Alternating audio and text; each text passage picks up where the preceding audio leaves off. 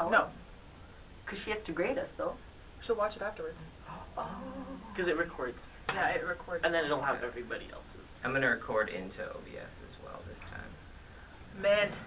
So it's women issues. That's her. Who's announcing? I thought it was you. Or, yeah, can you? Or What is it? Gender issues? Female issues. Or, like, yes.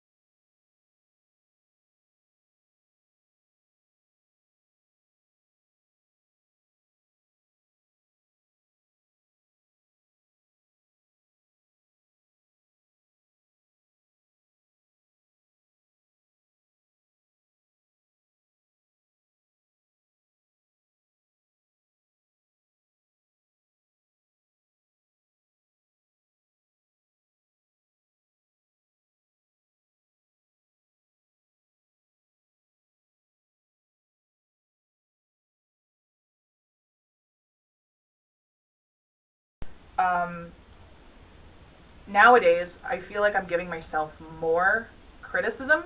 I don't know if that just comes with age or if it is because, it's constantly around me, around us as individuals, and it happens for men as well. Yeah. It happens for everybody. Everyone is constantly critiquing themselves and constantly saying, okay, I could always do this and I can do that, and like I want to get my butt lifted and I want to get a tummy tuck and I want to get 1,000 different procedures and whatever. But why I don't understand why you can't just love yourself the way you are. And it's engraved in us that we have to always, like, unfortunately people love to compete for the attention of males. Is it to like it's more to impress than express yourself. Yeah. Exactly. And I think it should be focused, people should focus on expressing yourself rather than impressing. Yeah. Because I don't give a care about like if I'm putting on a face of makeup, it's because I want to show people that, hey, I can do my eyebrows like a boss. Look at me. Yeah, you're not doing it for someone else. I'm not doing it because like I care, like, oh yeah, does Ella like my face today? I mean, like, I care, but like also and that's just another thing, like with women and how we dress, how a girl in the States got kicked out for wearing provocative clothes. She was just showing her midriff, things like that. Like, some people will say, well, yeah, she shouldn't dress that way. But you know what? I mean, first off, you shouldn't be sexualizing her. She's underage, and she can wear whatever she wants, because you know what?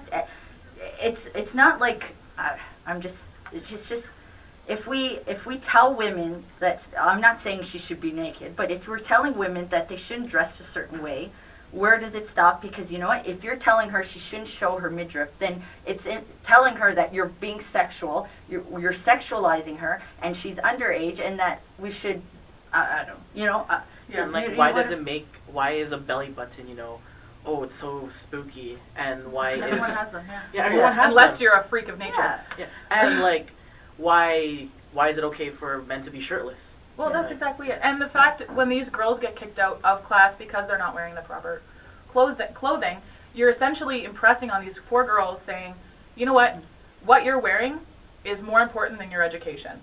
Which it just perpetualizes the stigma and the bad around all of that. Like, that's not fair at all. Yeah.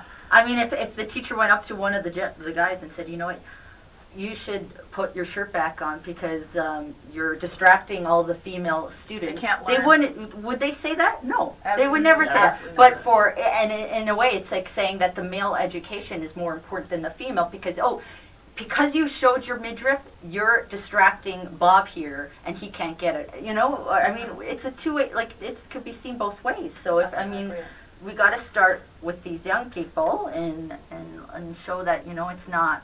That's not Get them right. young. Yeah. Well, that's all we have for today. Thank you for joining us on 'Cause It Matters. Thanks. Wait. That's okay. Only like 10 seconds, 20 seconds over. It's not too bad. Awesome. Thank you, Thanks, Stu. Stu. We'll send the next group in. Okay, cool.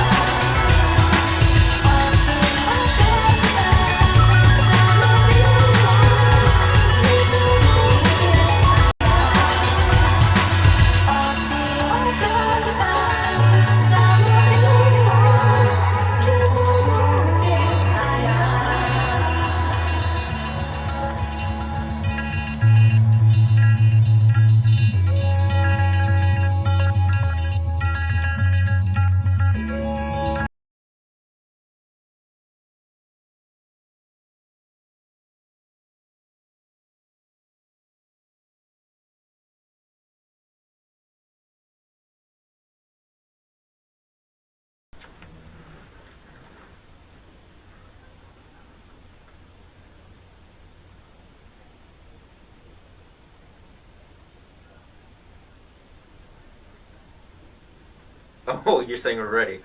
Oh, that's what you're saying. Okay. Welcome to Cousin Matters. I'm your host, Jesse Forbes, and with me is Justin and Jeremy. And today we're going to be talking about gaming. One of our first topics we're going to talk about is YouTube. And we have two awesome people here that like two very different YouTube channels.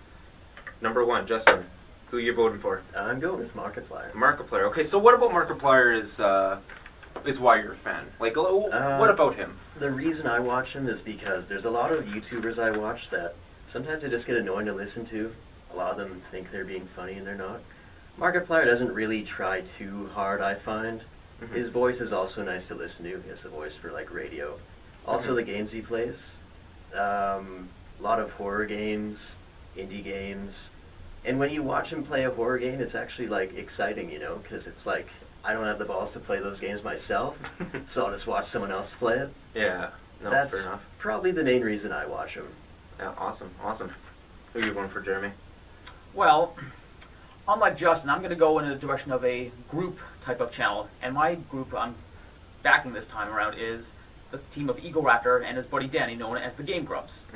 And the reason I like the Game Grumps so much is because I feel that if you add more than one person to the dynamic, you can have more of a perspective of why you love a video game, and the comedy factor will obviously go up. Mm-hmm. Correct. For sure. And I noticed, like, between Markiplier and Game Grumps, one has a face cam and the other doesn't. What do you think are the benefits of having that face cam there? For the games that Markiplier plays, they're all like horror games, of course. Mm-hmm. I find it's a lot more entertaining when you're watching somebody play a horror game with a face cam.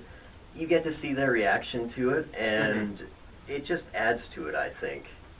That's what I find anyway. Mm-hmm. Well, I'm not going to disagree with that. I mean, you do raise a couple of good points there. It is kind of disappointing that Eagle Raptor and Danny do not use a face cam when they do Game Grumps games, but I feel like they don't really need it with the way they talk about the games, their back and forth banter by themselves or even with guests, because if I'm not mistaken, they've had many guests over the past few years. And even back in the day when Danny was not a member of the Game Grumps and JonTron was originally with Eagle Raptor. I don't want to go into what happened there because obviously it's a very, very sad story, but the way I see it, you don't need a face cam to make good quality product. That's what I'm saying. I mean, no offense to Markiplier. I mean, I've seen a few of his things, and he is good at times, although for my tastes, I think he's a little over the top. Mm-hmm. Fair enough. Now, when we talk about gaming, of course, both of these awesome YouTubers, they cover a variety of genres. Justin, what's your favorite genre? For mine, it's horror. Just for the reason before, I don't really play the games myself, but I love watching it. Also, the indie games that he plays, like, there's a whole bunch. I don't even remember one off the top of my head. The Happy Wheels highlights are pretty entertaining. Mm-hmm. And I would have to say my favorite, though, is horror. Yeah, definitely. How about you, Jeremy?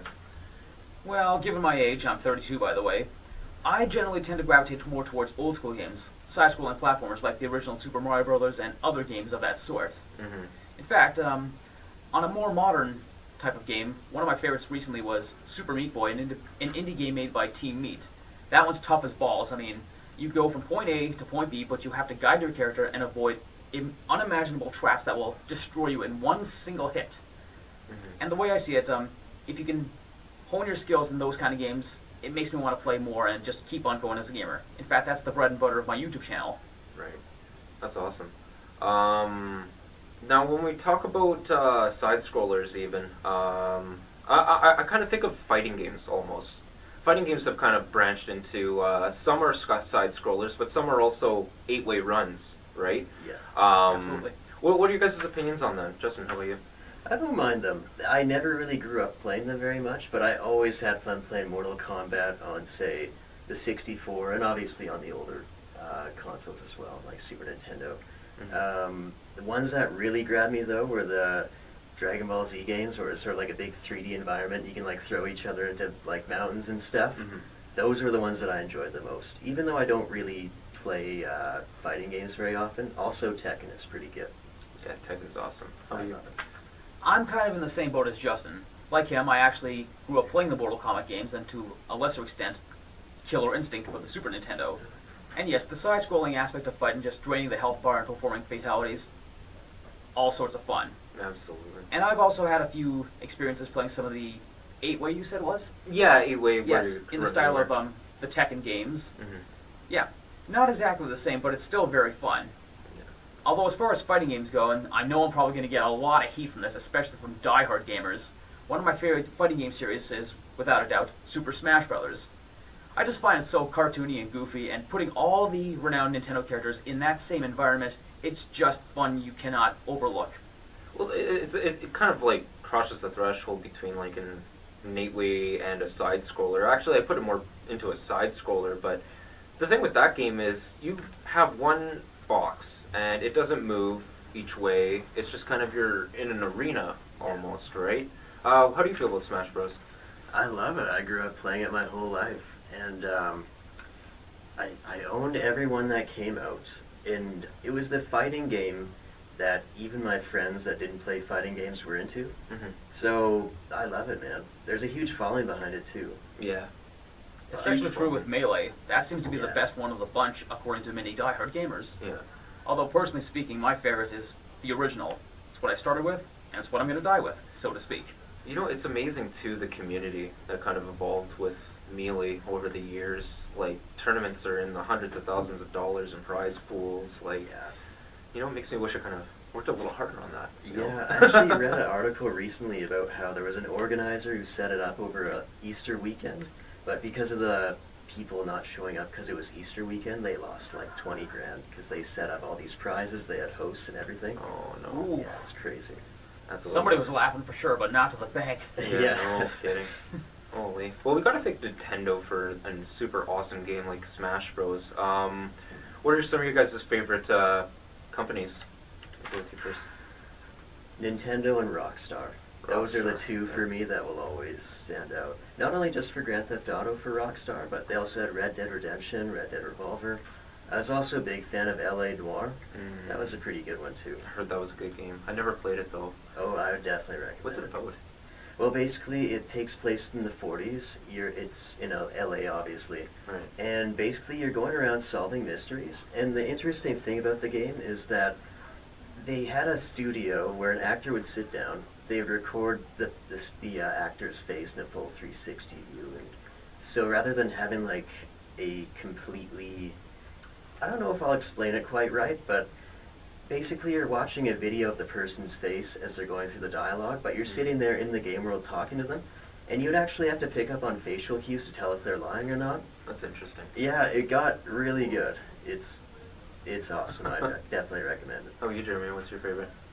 Well, before I tell you my favorites, I'm actually going to give a little bit of praise to the aforementioned Rockstar, because when I was growing up as a gamer, I grew really used to playing the original Grand Theft Auto games on the PS1. Right. Just the dynamic of going around, committing crimes, and pitting one organization after another, it was just all sorts of fun.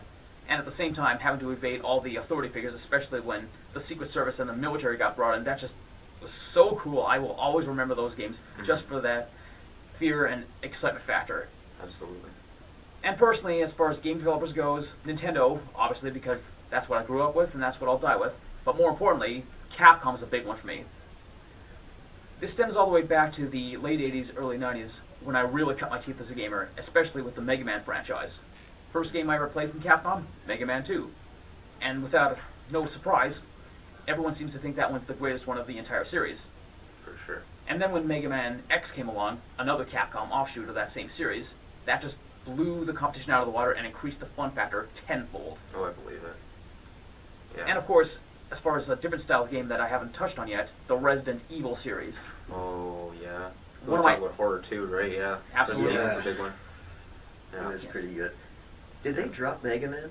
Like, are they making any more Mega Man games, Capcom? I'm not sure. I would hope so. How many games are there? Like, I think there's like I 20 lost titles or track, something to for be Mega completely- Man, right? And there's so Something like many that. offshoots too. You've got the 10 from the classic series. You've got 8 from the X series. You've got the Mega Man Zero series. You've got the Battle Network series. You've got Right. Mega Man ZX, and a bunch of offshoot games like Mega Man Racing, Mega Man Soccer, and of course, Mega Man is now part of the Smash Brothers community, being in Smash Brothers for 3DS and Wii U. Yeah. You know, I played the Battle Network one for the Game Boy Advance. I had a lot of fun with that one. But it's a little bit tricky though with all like the different chips or whatever that you got to put on Mega Man and Yeah. stuff for different moves, and I know what you mean. it's pretty interesting. The one that I really liked. It's a thinking man's Mega Man It game. really is, yeah, exactly. definitely. Did you guys play Mega Man Legends? One where it's like 3D. Oh, That one I have not played yet. it Although loo- I've heard it a looked lot really of good. good things. It was. Not so good things, but at the same time, for curiosity's sake, that's one I definitely want to try. Were you guys disappointed with the Mega Man that they brought into Smash Bros?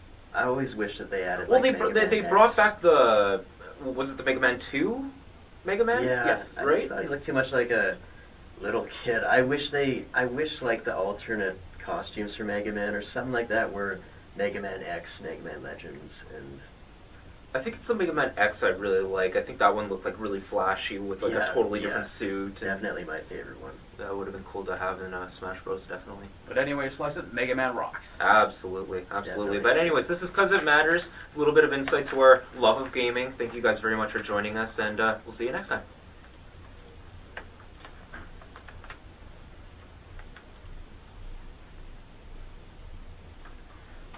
Nice. We can stop.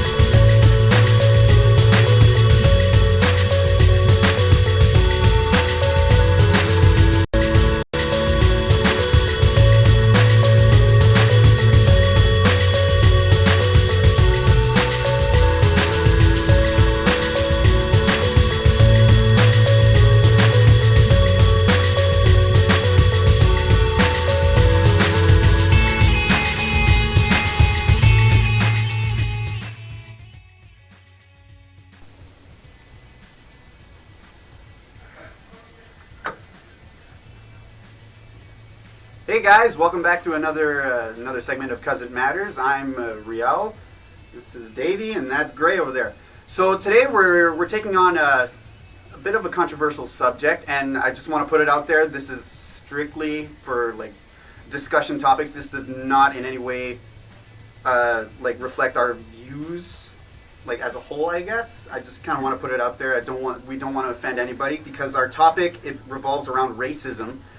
And basically, how do you define that compared to oversensitivity, like people who are just like oversensitive for like no reason, and stereotypes? Mm-hmm. So I guess how we're going to get things rolling is what do you define as racism? Racism. Well, I think that let's see. Racism is very alive today. It's felt all over the place. It's when one race puts its priority over another, as if they're a better race. I think that's what the basic definition of racism is. Yeah, that's pretty textbook. Great. I know I look at it as the act of purposefully putting down another person's race, like specifically calling them out for it and saying, oh hey, you're worse because of this and whatnot. Yeah, so it's basically just the categorization of Yep. different ethnic groups, right? And yeah, it is like you said, it is very much alive still, and Oh. but things are looking up. Like it's not as bad as it used to be. Oh, by no means. No. So it's definitely making things a lot better. So A lot more people are now listening to this topic more than ever now, though. I think in this generation, in this day and age, definitely a lot more people are more listening. yeah. So oversensitivity. How do you describe that, and how do you contrast that to racism? Oversensitivity. Well, I don't know. Maybe if we were in a gym and be like, hey, that black guy is actually really good at basketball. Maybe that could be oversensitivity. Like, oh, you can't say that. That's not right. Like, yeah. Oversensitivity. Black man All right. being good, or even saying like a Chinese need to open their eyes or something. I don't know. Yeah. All right, Gray. You seem like you kind of didn't. Well, I don't want to say like you didn't really agree with that, but Well, it's not that I didn't agree, but like I've got a little bit of story. I've told you this off air, but oversensitivity is just people just like taking the littlest thing and overblowing its proportion. Because, for example, I have this one friend. He's black, and that's just a fact. I was describing to another friend of mine. I was like, yeah, he's tall, he has black hair, he's black. And my friend looked at me like wide-eyed and like, you can't say that. That's racist. It's like, no, that's it. He's black. It's like saying I have blonde hair and blue eyes. That's just what it is. yeah. So to you, it's just like saying that oversensitivity is like kind of like the defense of Yeah. racism. Like not necessarily in that sense, but like you said, like if you say that a black man is black, and someone calls you out on racist, that person is being oversensitive Yeah, for like no definitely. reason, and Yeah. they're looking for it. Uh-huh. They're trying to. It's kind of like playing the race card. Oh, absolutely. Yeah. So yeah, there's definitely differences in both racism and oversensitivity. But now let's go to stereotypes. So what are stereotypes for you guys? Stereotyping? I don't know. I know that sometimes I get asked if I live in in a teepee or an igloo. And then I think that's like stereotyping that a lot of people think that we actually live in houses just like everybody else. And No, for sure. yeah. I know stereotypes, like, sometimes stereotypes are useful to get, like, they're true, but yet sometimes they're overblown. Like, yes, some Canadians do live in igloos, like up north. They still use igloos often. That's their way of life. Down here, down in southern Manitoba, we don't use igloos. That's a huge stereotype. Not all of us are good at hockey. Not all of us speak all super nice and I'll give you my arm, I'll help you out, eh? You know, Oh yeah, yeah. like this. When we talk about stereotypes, the first thing that comes to my mind is like that Rick Mercer No. talks to Americans about Canadians. And Oh, it was horrible. Like they knew it was- nothing. They knew nothing about us. All they knew were the most stereotypical stuff. So it's like he goes out to ask these American people. It's like, okay, what do you like? Like, what do you know about Canada? Like, he asks, like, what's on the flag? Is it A, a maple leaf, B, a beaver, C, a hockey stick, or B, a bottle of maple syrup? Stereotyping. That is very much stereotyping, and it's another thing. It can be offensive, but at other times it's not. Like, you look at stand-up comics. Like, I'm going to use Russell Peters as an example. Okay. Like, he is like by far one of the funniest people I know, and he makes fun of like other ethnic groups' stereotypes and his own. He touches base on everybody, and people take that lightheartedly. They don't say like they take no offense to it. Like, maybe there are some people who might take exception to it, There but always will be. like, yeah, there's always going to be people like that, but for the most part, it's like stereotypes kind of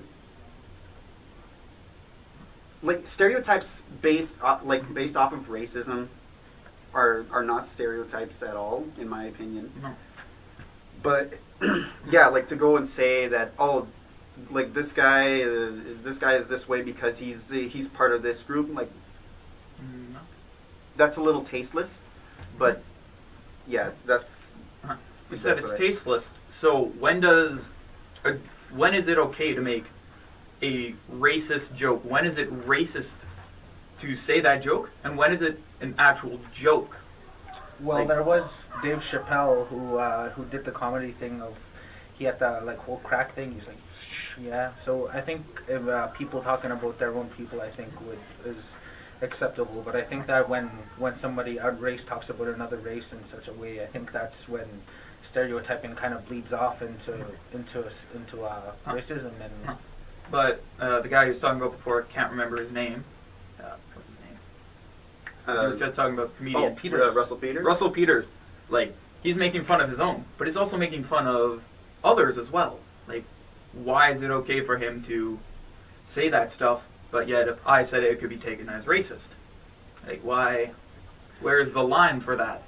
Yeah, and it's a very blurred line, and it's something that still does need to be addressed. And As long as I think they take it into a light humor and not try. yeah, to and I think at the beginning of those shows, like I've only watched like the Netflix specials or something like that. But at the beginning of every show, they probably have a disclosure that says the This is not the intended- material here is not intended to offend anyone. If this is not okay with you, then feel free to leave. Oh, absolutely. So people are given the heads up. Yeah.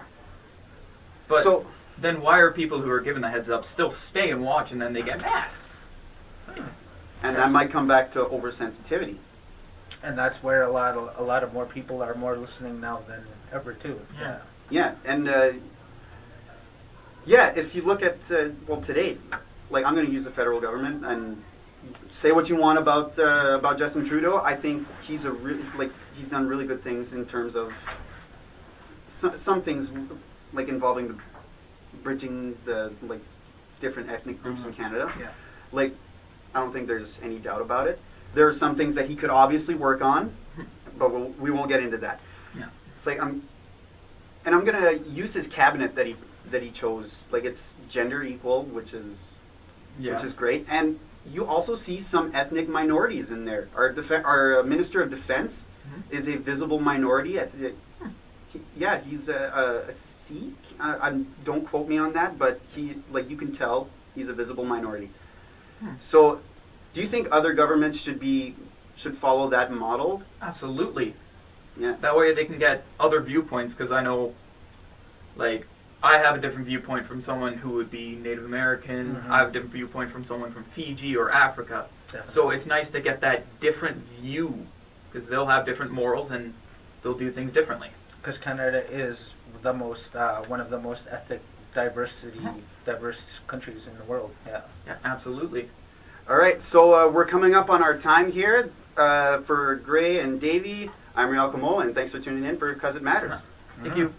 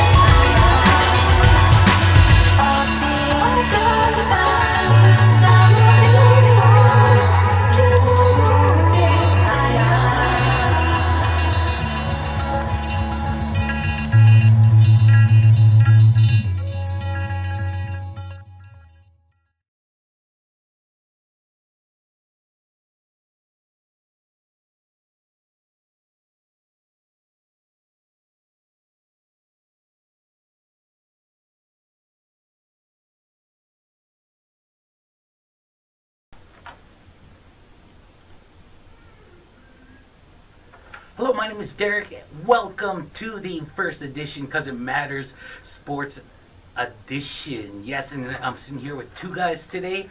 Mac, of course, is here, and Brandon. We are going to talk some NFL football. Free agency is up there, boys. Tell me what you got.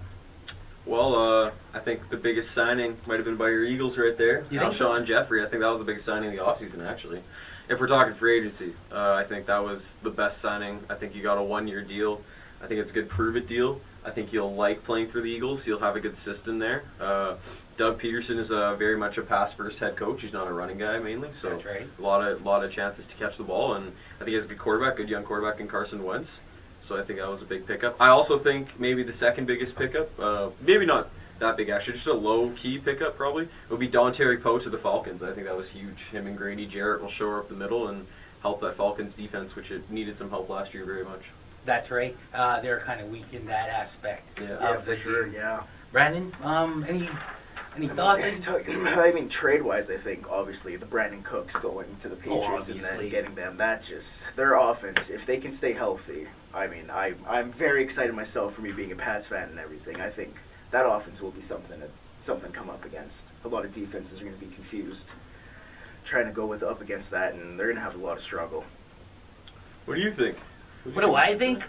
You know, I love what my Eagles are doing, but once again, we need so much. I'm such a one-dimensional fan, whereas I kind of only focus on my team and only my team. So, you know, like what my Eagles are doing is so far hasn't really fulfilled its needs because we need an offensive line. You know, our quarterback Carson Wentz. We've got to protect the franchise of our quarterback. So, you know, For sure, yeah. we gotta invest some money in keeping this quarterback because you know Ginger Jesus, he's the promised land. I think another team that made some really under the radar pickups that people aren't really looking at is Jacksonville. With AJ Bouye and Calais Campbell, I think Calais Campbell is by far one of the best defensive ends in all football right now. Oh yeah, for sure. And I think that was huge for that Jacksonville defensive line, which already is pretty decent with Sindaric Marks there, and I know they have. I think they have Pot Roast there, Terrence Knighton. They have another big D tackle there. I'm not too sure, but yeah, no, I think that defensive line needed a good end, and with the draft coming up too, I think they should be able to pick up some good pieces. There's one prominent name coming out of that draft who is a defensive end. Myles Garrett. Yeah, everybody's the rage about him right now. Actually, I was listening to a sports broadcast this morning, and they were talking about the chance of Cleveland actually drafting him instead of a quarterback. What do you think? I think in this class it makes sense because we've talked about it, and I think this class just is not. There's not that standout quarterback that you know is going to be an automatic NFL star. It's going to be more of a we'll see where these quarterbacks can go kind of draft. Yeah, for sure. Myles Garrett, I think, is automatically going to be a start. I think Myles Garrett will tear up the NFL the second he gets a chance at it. Wow. There will be left tackles and right tackles he's going to go up against that aren't even going to know what to do by the time they see him. He's a freak of nature. I'd definitely be scared of him. Yeah. If he came running at me, oh my. He has a faster 40 time than some running backs did. Yeah, and that's crazy. Like that's that's unheard of. That's not. We don't see that very often in a league where, you know, the athleticism coming out of college is almost NFL ready for a lot of people. So. Yeah. Moving on, sorry, you know, we're limited for time here in our first edition of Cousin Matters, the sports edition. We're going to talk some draft while we have some, and not the beer kind, obviously, but yeah, we're going to talk some football draft, and we just slightly touched base on it. Draft standouts, obviously not a quarterbacking class, but there is an opportunity there for a team like Cleveland who is in dire need. Need of a quarterback. And I think the one thing I've seen on a lot of mock drafts that include trades in the mock draft, where they're predicting trades in the draft as well, is you're seeing a lot of people trade. Cleveland will trade the 12th pick from number 12 with Tennessee to number 5, because Tennessee's that team that has that pick from a trade from a year ago with the Eagles. Yeah. So they don't necessarily need that 5th pick there. And I know I've heard maybe if they stay there they'll get O.J. Howard the tight end out of college. But again, drafting a tight end so high, sometimes it doesn't make a lot of sense. So I've For seen sure, yeah. a lot of drafts where you see they go down to the 12th spot, and then the Browns get Myles Garrett at number 1, and they take a quarterback at number 5, which I think is a real possibility. I think you could see that. And that works out for Tennessee, because I think Tennessee has their eyes on John Ross, so out of Washington, and I think that's their big guy. I think that's who they want to get at receiver. And I'm a Titans fan, and I think the Titans should trade. I would do that trade. I would back down, get the number 12 pick. You have 12 and 18. You can definitely do some work with those picks. Or you can maybe get a cornerback at 12, and hopefully John Ross is still there at 18. But yeah, and I also heard, cross your fingers. yeah, for sure. And I also heard that the Jaguars are talking about maybe getting Deshaun Watson at number 4, which is interesting, hearing that Doug Maroney has liked Blake Bortles as their quarterback. So, that does cause a little competition. That's something new. Give him maybe more competitive side, see what he can put up to the plate, because he's going to have to definitely. I think with Deshaun Watson, I think he could definitely be a starter and give Blake Bortles that competition for that number 1 spot. Yeah, for sure. I think Deshaun Watson has the pedigree of a quarterback. I think it's more just he's already come out of college. He beat an Alabama defense that is very much an NFL-style defense compared to... Lack the size, though. Yeah, it did lack the size. That is true. And that is the difference with NFL and CFL, is that he will have a transition from playing, linebackers that are 6 feet to some linebackers that reach to 6'4" in some cases that are stronger. Like you play Julius Peppers, he's a 6'7" linebacker, and that is something you don't really see in college anymore. No. So that is something he'll get used to. And you see now a lot of what NFL teams are also doing is you see safeties being moved down to linebackers, which that is something that is kind of new to the game that I think a lot of coaches are starting to realize actually works pretty well. In the 3-4 scheme or the 4-3 scheme, It does depend. The thing is when you run a 3-4 with the 2 inside linebackers, I don't think it's that bad, because, I don't know. Actually, in both schemes, I don't really see it being that bad, because you see linebackers, they're in coverage in both schemes, if they're inside mainly. If you're an outside linebacker, you're not going to come down. But if you're an inside, though, I think it works both ways. I don't think that's that bad. wow. I would think that it would stand out more in a 3-4 kind of scheme. Yeah, probably. Yeah, it probably serve its role more purposely in that aspect of it all. Going to our way too early segment, way too early Super Bowl predictions, and we're just gonna look into the crystal ball here and take a look at some of the moves that some of the teams have made that made their team a possible contender. Now, I know everybody, what the fallout of Dallas last year, do you see these guys coming out of the NFC? Are you talking the Cowboys? Yeah, the Cowboys. No Who's way. it? No way. No? Come on, the NFC. Okay, well, let's talk who's representing NFC this year. Okay. Yeah, go ahead, man. For me, I'd love to see another rematch of the Pats against the Giants in the Super Bowl. Classic rival there. And I think, I think we're ready. I think we'd be able to take them, Seeing how Eli is kind of inconsistent, you never know. You never really know with him, though. That's the thing, because back in 2007, he's decent here, and then came back out, and then he outshined in the Super Bowl. He was great, and that catch and everything with David Tyree and everything. Yeah. Just crushed my heart. I remember going to school the next day and having everybody bugging me about it and everything, and having to this day still have actually one of my dear friends still that's pretty close to me. He still hasn't let me. Every time we talk, he always brings it up and everything. Every conversation always seems to kind of tie into that. But yeah, I think we can take him this year if it happens. I'd love to see a rematch. Oh yeah, because that was overall probably one of the greatest games ever played. Yeah, no, yeah, I think that is. I mean, the whole drama leading up to that catch, even it was just Eli escaping. That was insane how he just got out of the pocket, shook off the tackle and everything, bombed it deep to Tyree, and that catch off the helmet. And there went your perfect season, of course. Yeah, exactly. Yeah. Yep, and another thing about the perfect season. Yeah, that was a real heartbreaker. Everything to go out like that. I think for this Super Bowl, I think you have a good chance at seeing a rematch of last year's Super Bowl. I think Atlanta can make it again. Atlanta's offense is still legendary. It's still historic. They're not losing anyone. They're about to go through a draft where all they're going to do is just gain players. Yeah. And their defense got better with Poe signing there. I think Don Terry Poe can really make a true impact on that team. Don Terry Poe has top-tier defensive tackle ability. He's just a little older. He's had a few injuries, but under Dan Quinn, a very defensive-minded coach, pretty much the creator of the Legion of Boom, I think that is where he could shine. And I think the corners are only going to get better. Trufant's going to come back from injury. That's a big pickup. That's a big deal. So I think it's huge. Their safety's already good. Keanu Neal's a very good Cam Chancellor wannabe. So I think there you go. Jeez. Wrapping it up here, we're down to our last 15 seconds of the first edition of Cousin Matters Sports, of course. Thank you very much for tuning in. You're saying goodbye from Derek. Mac Fast. And Brandon. Hey, thanks for tuning in.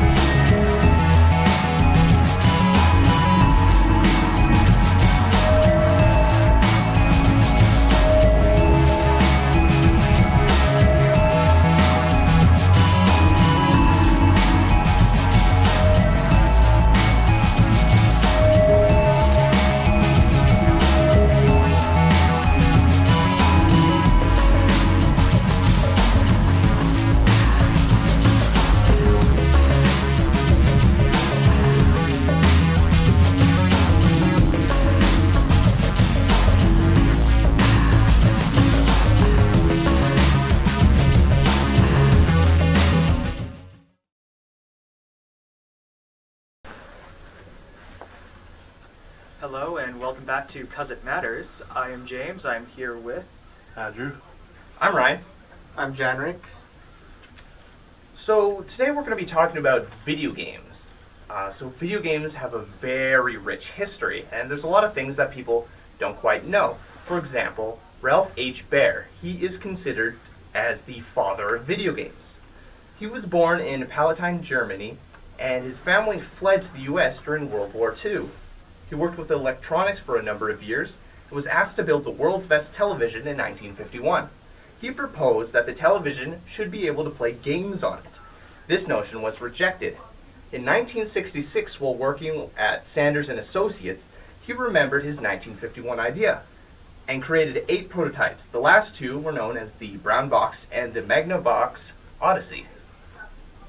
The Odyssey is the first console that was created, but the most commercially recognized one was probably the Atari 2600, which introduced the Pong game, which most people think that Pong's the first video game ever created, which it was not. It was just people just gravitated more to Pong just because it was easy to play. It was very simple. The controls were simple. Plus, when they introduced Atari in the 1970s, it introduced the whole kind of a mod with the cartridge, as well as the famous joystick controllers, which are now infamous in today's world. And of course, considered the next gaming console that was released was the Commodore 64, which, if you look at it these days, it really just looks like a typewriter keyboard. It was considered revolutionary at the time. It had the interchangeable cartridges. You could plug it into most TVs. It was a little bit clunky and awkward, but most people thought that it was pretty much definitive of what came before it. And of course, the refined edition, which was released by Nintendo, they released the Nintendo Entertainment System, which came out in, I believe, 1983. It was pretty much considered what started the golden age of gaming, because the Nintendo Entertainment System was pretty much compatible with pretty much any television that you could hook it up to. It had, it's what sparked a lot of very interesting games like Mario and Zelda, and tons of classics, and just refined edges. It looked excellent. And of course, in 1990, the Super Nintendo, which was pretty much the Nintendo Entertainment System with enhanced 16-bit graphics, giving images a lot more detail. Companies were able to simulate depth and shadows and certain things like that. It created a lot more definitive games like Super Mario and Zelda: Link to the Past.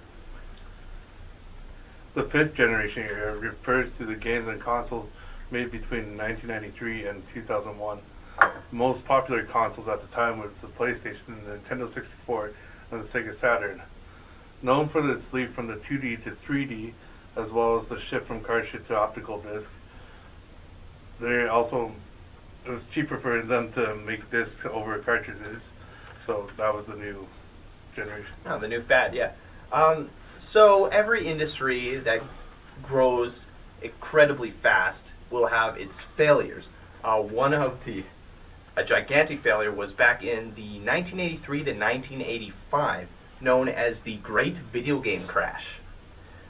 So during that period of time, back in 1993, $33.2 billion fell to $100 million in 1985. That's a drop of 97%.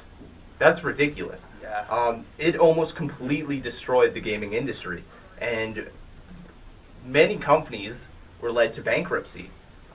It was caused by an oversaturation of low-quality games, and you can see them in New Mexico, known as the Atari Graveyard. It's interesting that you mention low budget, low quality games, because what I define as a flop is when a game is released, it gets excellent reviews, it makes a ton of money, and then the company uses that money to release a pretty terrible sequel. A perfect example of this is The Legend of Zelda, which was released for the Nintendo Entertainment System.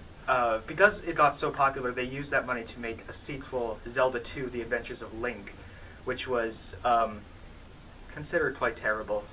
It kept the top-down sort of feel to it, where you could walk around in a grid system. But every time you encountered an enemy, it would switch to a 2D platformer where you had to either fight the enemy or leave. But it wasn't a great system. It caused a lot of bugs, and it just was not that great overall. Yeah, and Nintendo has its own flop with Sony as well. Back in the 90s, when the Super Nintendo was out, Sony was trying to make a deal with their new CD-ROM with Super Nintendo. And there was an outbreak because there was big failure because they couldn't agree on financially, with Sony wanting all the profits of the CD licenses, and they wanted to discuss the royalties with Nintendo after the fact, and so Nintendo didn't take too well with that. A day after Sony released the idea for the PlayStation at the time, which was the Super Nintendo idea, Nintendo retaliated by breaking up with Sony in favor of Philips. So this rupture led to the birth of the Sony PlayStation as they separated. For me, I think a flop is defined as like a video game that's hyped, and when people buy it, they're very disappointed. For example, from the developers of Hello Games, which they produced a video game called No Man's Sky, which basically is just a space mission game. You could visit a bunch of galaxies and stars, and they claim that it's infinite, and like whenever you travel, it'll be something different. And then when players played it, they were very disappointed because once they finished the game, they felt like there was really nothing to do anymore, as well as some features were missing, such as long fleets, sand planets, and like planetary physics, as well as like asteroid landings. I feel like if someone, there's also a web page that someone dedicated to that filled out all of the promises that were not kept, and I think that's a reason why this game was a flop. Yeah, they definitely lied to us about a lot of things. Yeah, I remember true. that. It's quite a recent game. So successes.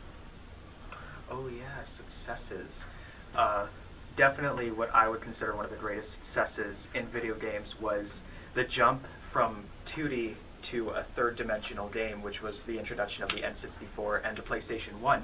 Because since then, games had pretty much just been 2D. They did not have the technology to bump us up into a 3D world without destroying operating systems and the graphics and the hardware that came with the consoles. Consoles like the Super Nintendo, it simulated 3D with drop shadows, but it was still just a 2D image. Same with Doom, which was considered the first-person shooter game. Again, it was not a 3D game, it was simulated 2D. And people thought that a jump to a 3D game or a 3D console was impossible. Yeah. They didn't think that it could be done, but luckily it happened. The jump to the third dimension created some good games, it created some not good games. It created like Super Mario 64, Spyro, and Crash for the PlayStation. It just created a lot of... It pretty much opened our minds as to what we could do now that we have access to worlds that we can create. And just by simply adding that Z-axis, it sparked so many great ideas, and it's definitely one of my favorite successes. Interesting. For me, a success story would probably be the PlayStation 2, just because it sold the most consoles out of any console ever right now, with 155 million. It also introduced the DualShock controllers, which I found interesting, as well as it was also one of the first consoles I feel that integrated like online gaming, such as like a platform where you could download new material, as well as the first console that was able to have backwards capability. Oh, definitely. So there's been a lot of successes. Like, where do you think games are going to go in the future? Oh, I am so excited to see where games go in the future, especially with the introduction of virtual reality, which is a thing now with the Oculus Rift and the PlayStation VR. I am so excited to see where things go. Anyway, that is all the time that we have for today. This is 'Cause It Matters, and I will see you later. Peace.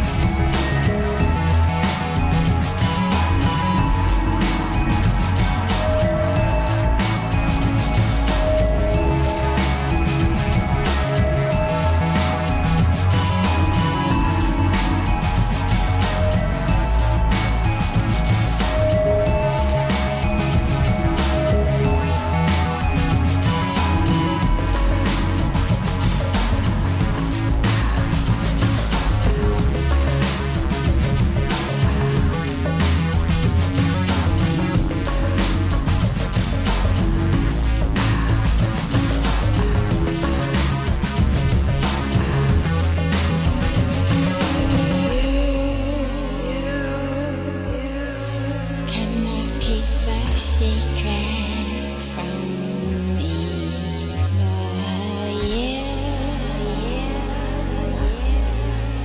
You don't need to.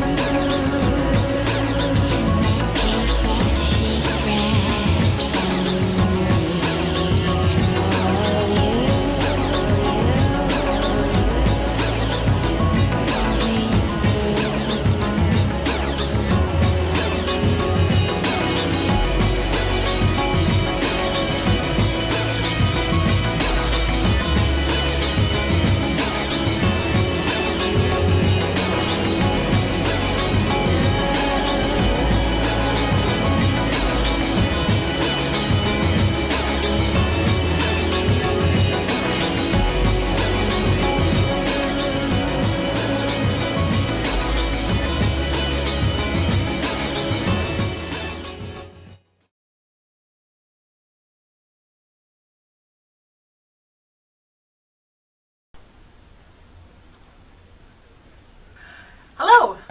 Welcome to Good 'Cause It Matters. My name is Laura, and today I'm here with Ella and Sophia. And today we're going to be talking about product marketing and how some companies market to men and women, but when they really don't need to. Yeah. So we're going to have Sophia. She has done a little bit of research. Yeah, like, it's funny because we look at products out there that we've used, that normal people use, you and I, and really, do they need this? Like, come on, right? I mean, we were talking about it earlier about just how Bic, the pen company, how they got flack for marketing towards women, right? And they said pens, what was it called? Big for her. Yeah, Bic for her. Like, come on. Yeah. We all know they how have to use like a pen. flowery patterns on the pen. It's like, and they're pink and okay. purple. Yeah, It's like unnecessary. Yeah. Unless they write in pink or purple ink, I do not want them. Exactly. We want to be professional too. I mean, exactly. Yeah. Yeah. It's just come on. And I so don't need perfect. I don't need specially marketed things just because I'm a girl. I can use a regular. Yeah, and like the National Post released some interesting figures. How there's this thing that's called the pink tax, where personal hygiene products for women are 43%. Women pay 43% more than men, which is, I find, ridiculous. That's insane. So they used some examples. For instance, like for shampoo, a regular shampoo bottle that's I guess meant for women would be $2.60 compared to a male shampoo product for $2.33. But the thing is, like, I don't care if it's like, do we need male and female products? No, not really, right? You just need products. Yeah, products. just make it neutral. And I mean, I can understand, because I mean, I like smelling nice. It's it's that's whatever. So I will go out and buy female shampoo or shampoo that is marketed towards a female rather than male, because I find the man the for men shampoo and conditioner and whatever, they're scented so it smells masculine, I don't know, chopped wood and stuff, not to be stereotypical, but it's just that's I find that's right. And that's a good point you raised, because sometimes even on the shampoo bottles they'll be like, for damaged hair, for silky skin hair or whatever, right? So they kind of target us in that way, and we're like, I guess this will help me in this case, so I should buy it, right? But does it really? I have damaged hair. It's all dead. But that's a good point to raise it. But for razors and stuff, I'll buy male razors. I don't care if it's because they work better. The blades are sharper. It's like a vacuum with a ball. It's so easy. Yeah. It's just my legs have a lot of curves and bumps. Yeah, so. We need one of those. Yeah, those ones with the curve ball. I love that one. Those are pretty great. But stepping back and going to the shampoo and stuff, I don't understand. I mean, I don't know. It makes me concerned because, like, what if there's a man who wants to smell like geraniums and posies? You know what I mean? Or what if there's a girl out there who wants to smell like, I don't know, an Axe body spray or something like that, you know what I mean? But like they don't want to go out and buy a product that's targeted for men because, you know, there's still kind of a stigma around that, right? Yeah. So just like for instance the jerseys, right? Yeah, and like just in merchandise things, like it goes for everything. Yeah, like there's always just a female, you know, approach to it, section for it, right? Female version. Yes, exactly. Like I had this problem when I was trying to find a jersey online, and the small sizes for males were sold out, and so I'm like, great, now I have to go to the women's section, and the women's section had like all V-necks. I'm like, I want the actual jersey to show the real jersey. Like I want the real look. I don't want to look sexy and then a female. It's a jersey. Yeah. Like, it's for playing sports. I don't need to look sexy when I'm playing my sports. I want to get sweaty and I want to get my job they're done. fitted differently. Like I find like they're just so like, The sizes are just smaller. Yeah, it's just it's not. I don't. And another thing, they'll have a pink version of it too. Like for instance, the Jets side, they'll have the female section, and then there's a bunch of pink T-shirts or pink hats for you know. Like my dad actually, he bought me a shirt that's a Winnipeg Jets shirt, and he went to a Jets game, one of the last games of the season, and he went out and bought me a shirt. It's a tank top, and it's white and pink, like baby pink, which is not my thing at all. I'm not a big pink person. Sparkly everywhere. It says big Winnipeg across the boobs, and then underneath there's like a tiny little Jets logo, and he bought it for $40. I was like, you shouldn't have wasted your money. I appreciate the thought, but you shouldn't have wasted your money because A, I'm never going to wear it, and B, if I did wear it, where the hell would I wear it to? Yeah. You know what I mean? You can't even wear it to a game. Yeah. Exactly. Yeah. Like, I don't want to because I don't know. I don't want to be whatever. It's Yeah. It's insane. I just buy me a regular old Jets shirt. I'd much rather that. Yeah, I guess it really, like, if we look back in our, just in time, like, even toy sections, right? I mean, there's the pink section for, you know, it's, you know, the girl section. You know it's marketed towards girls because pink, it's, purple. Yeah. Dolls and kitchen sets, Yeah. which is, that shouldn't be a thing at all. But it should be marketed towards boys and girls alike because in my relationship, I don't do any of the cooking. I suck at cooking.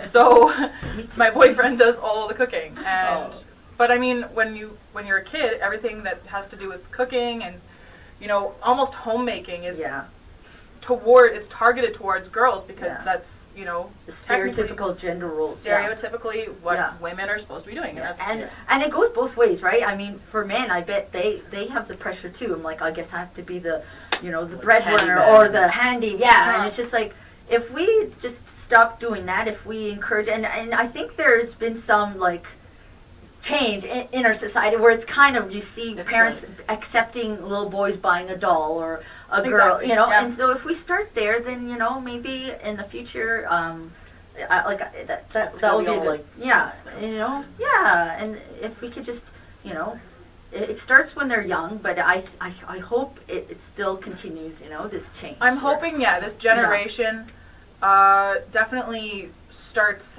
well, and they already have started, just making it acceptable for, you know, boys want to dress up as Elsa for Halloween. You know, that's fine in my books. You know, it's something to look up to. You want to be a princess, baby. I got you. Yeah. You know, nothing wrong with that. Nothing at all. Yeah, if you want, if Sally wants to play hockey, good for her. You know, yeah, exactly. One of my best friends, she's been playing hockey since she was 4 years old. Awesome. She's been playing in men's leagues. Oh, good for her. And she's always gotten kind of like a weird vibe from all the other guys on the team because, you know, it's a girl and they're like, oh, well, you know, she can't keep up with us because we're so macho and manly. And then, you know, she absolutely smokes them on the ice because she's faster and, you know, just generally better. That's awesome. So, good. That's great. You know, girl power to her. Yeah. And she right now she's playing on like a co-ed team outside of the city. But she said she's always gotten a lot of, like, I guess pushback from her teammates, especially the male ones, just because they're like, oh, well, you're a girl, how much you could do, how much could you do, right? And she's phenomenal on the ice. It's insane. I'm very proud of her. Yeah, I would too. That's awesome. Good for her. Like, it's, And it's just another thing with gender roles, yeah, like it's all these guys trying to, like, she's in a place where it's just the macho mentality, right? Like, these guys have to be tough. Well, they think they have to be tough, and it's just interesting to see that someone like a female, you know, is just in that, you know. She's very, well, if you ever meet her, like, when you talk to her, she's very outgoing, and she's very positive and very loud and stuff, because she always had to compete with these guys who were very macho and you know, outgoing and loud, right? So it's just kind of ingrained in her, and that's just who she is. And I mean, I absolutely love it. She's thebomb.com. Well, how do you guys feel being the 3 girls in our class, where it's just 7? Like what? There's 15 guys and 3 of us. Like I feel like, how do you guys feel? Oh, it's a bunch of like sport talk, and then I'm just like, super duper. I'm looking at dogs. Yeah, exactly. Yeah, super into sports. You never really have to deal with anybody like sexist though. Yeah, so that's good. And then God. the guys in our class are pretty good at. Everyone's pretty chill. So. Yeah. But I mean, like, in your work, in your career, especially you, Laura, how do you feel like just being in retail and service industry? Well, the service industry, it has it's weird because it has like almost a stigma around it, just because, you know, when I go to work, I have to wear this tiny little skirt, you know, knee-high socks, a very low-cut shirt, and that's my uniform. I'm required to wear that, otherwise I'll get fired if I don't, right? And that shouldn't, like, I shouldn't have to wear that. I mean, I get it, it's like, whatever, it's part of their ambiance theme for, but like, why can't I just wear pants? Or why can't I wear a long sleeve shirt? You know what I mean? It's whatever. And then you see these guys come in and they drink too much, and, you know, they think that because I'm wearing this, that gives them permission to touch me or to make rude comments towards me, and that's not okay. I put an end to it right away. But, you know, the girls that are greener than I am or newer than I am, they don't really have that confidence yet to say, you know what, I don't appreciate you calling me honey or sweetie or baby or touching my ass or whatever, you know, making hunka noises behind me. Like, that's not acceptable whatsoever, but they don't have that confidence to. So it's really troublesome, and we have to all really, as, you know, as staff and as even just women in general, we always have to stick up for each other, because you know, that's for sure. it could be easily any one of us. At any given time. Oh yeah. Well, that's all we have for today. Thank you for joining us on 'Cause It Matters. We'll see you soon. That was better than the last time. Yo. Yes. I feel like we got